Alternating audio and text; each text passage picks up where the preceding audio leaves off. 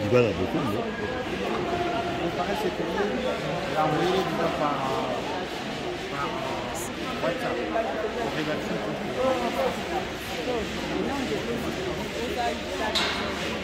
Voilà la vérité.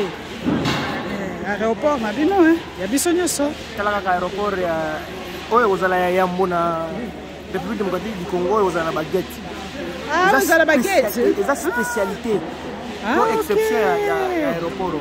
Ah, tu es en aéroport, on a baguette, hein? Mais je suis à Kili, pour la maman, pour la maman, oui. Vous allez avoir différents en matière. Ah, ok. Donc, le gouvernement provincial est vraiment biceps pour fournir l'aéroport à Nengo parce que c'est la capitale mondiale à Cobalt. Et quoi, c'est international? C'est un aéroport national. Mais ils ont la qualité pour les aéroports internationaux. Mais normalement, il faut un aéroport international. Non, toujours qu'il y a des malais. Ah, c'est international à partir de Paris, à partir de l'Afrique du Sud. Ça va venir.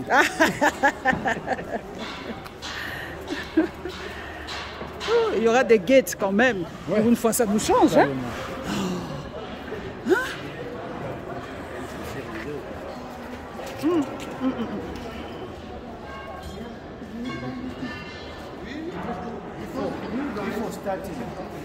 Jean-Marie, vos impressions? Écoutez, je suis d'abord content que ce projet initié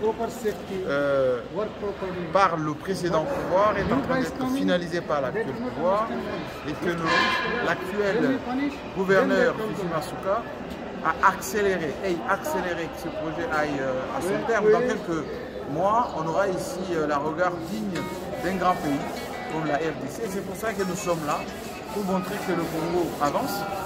Et il faut pérenniser les choses durables. On m'a dit la particularité de cet aéroport, il y aura des gates. Pour une fois.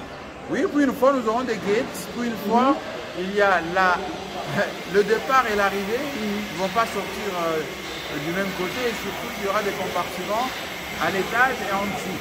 Donc, c'est dit quand même, en termes d'image de marque d'un pays, la RDC sera honorée, je voulais dire, par une infrastructure aux normes. Voilà. Dans la sous-région, il y a des aéroports. Nous aussi, c'est déjà l'échantillon de ce que nous aimerions voir dans ce pays.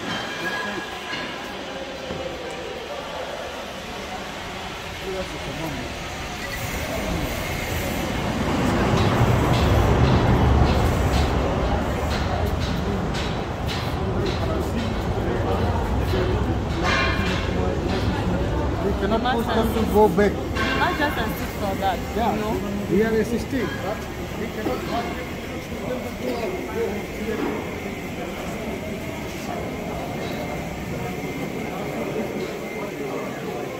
Quelle est l'entreprise qui construit?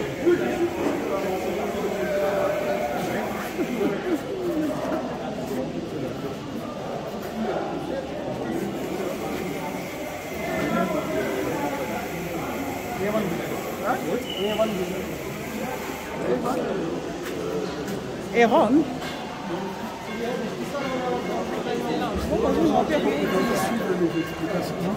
Le nom de l'entreprise qui construit? Eux, ils ne respectent pas, ils viennent sans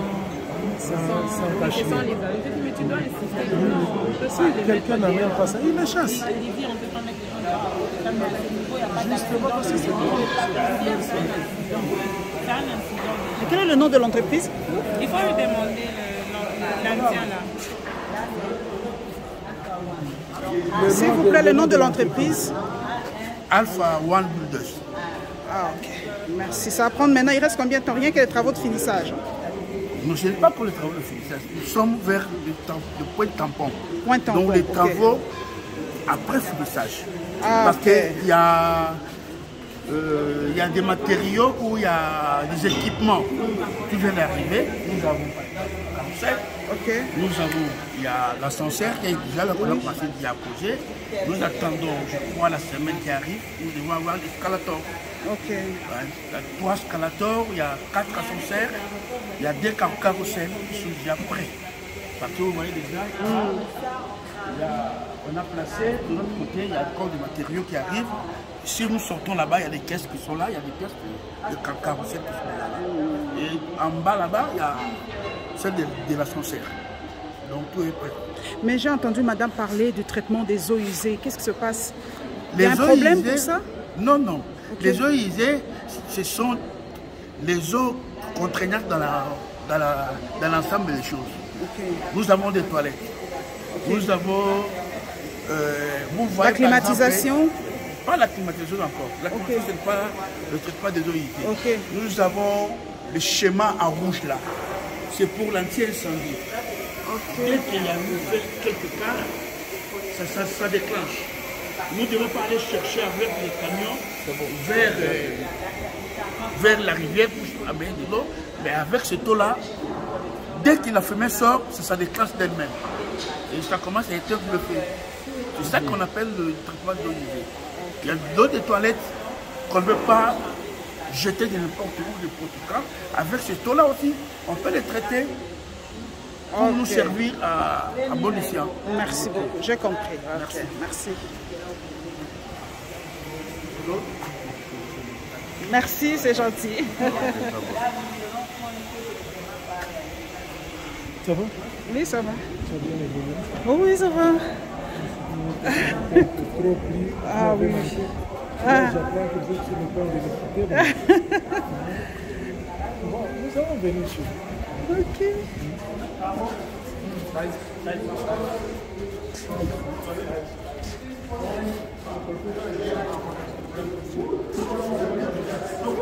Capacité de combien d'avions? Atterrissage, décollage? Aucune idée? Il est où?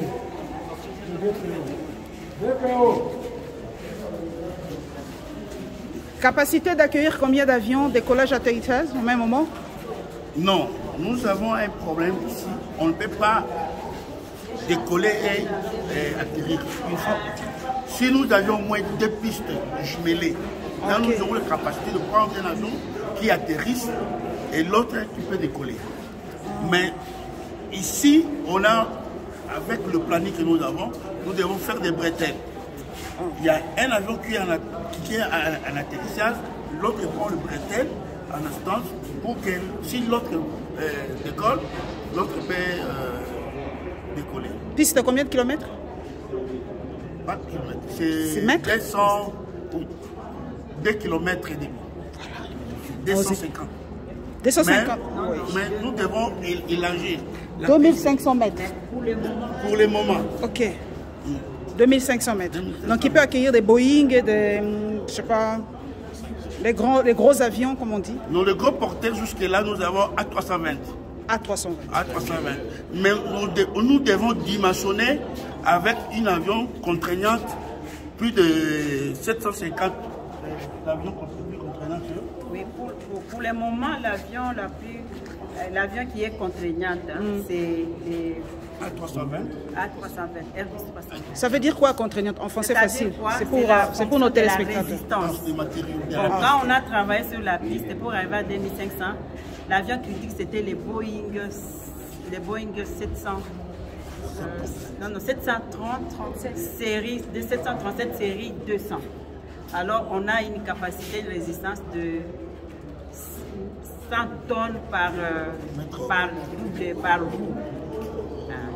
Mais là, c'est pour accepter, c'est-à-dire que l'avion critique, la piste est taillée en fonction de la résistance et du poids maximal au décollage. Okay. Mais maintenant, nous avons Airbus qui arrive. Airbus n'a pas été fait pour cette piste. C'est pourquoi la province est en train de réhabiliter cette piste pour qu'elle puisse recevoir toute catégorie des avions. Donc, c'est-à-dire quand on va travailler, on va encore augmenter la résistance. Parce que Airbus vient par défaut. Il vient par défaut parce que Airbus a besoin d'une bonne largeur. Okay. Donc, c'est-à-dire que Airbus a besoin d'une largeur de 45 mètres. Maintenant, nous sommes à 30. Donc, nous devons aller à 45 pour permettre que la totalité de l'avion soit sur la piste.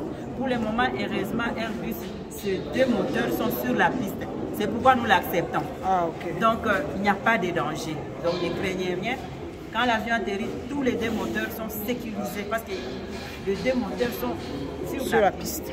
Mais avec l'avenir, avec les projets de la province, cette piste aura une très grande résistance pour permettre à ce que même l'avion, là, le Boeing 767, ce qu'on appelle les Dreamliner, va commencer. Ce sera notre avion critique.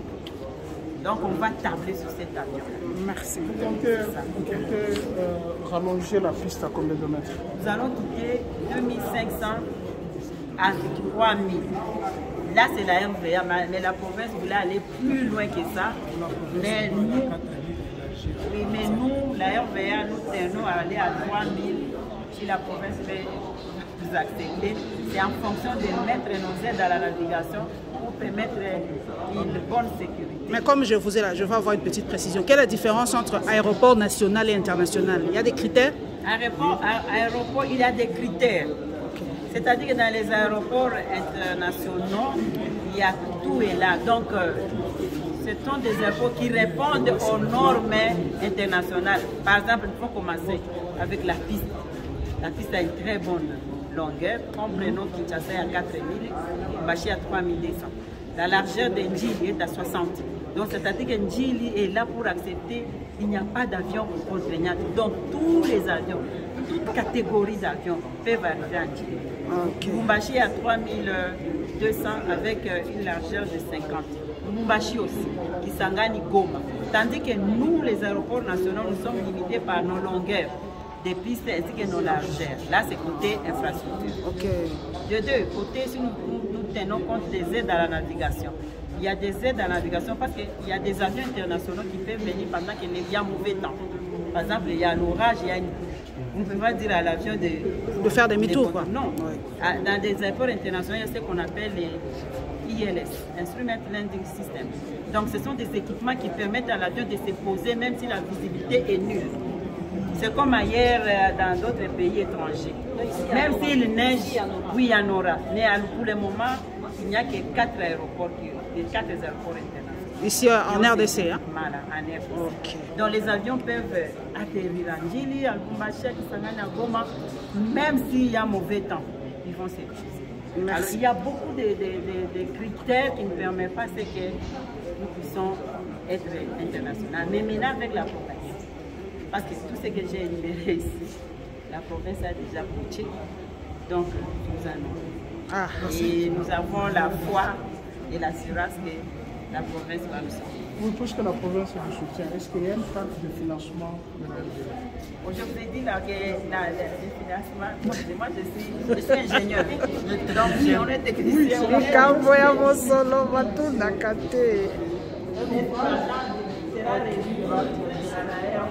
RVA a une part de responsabilité? Moi je suis là pour suivre le travail.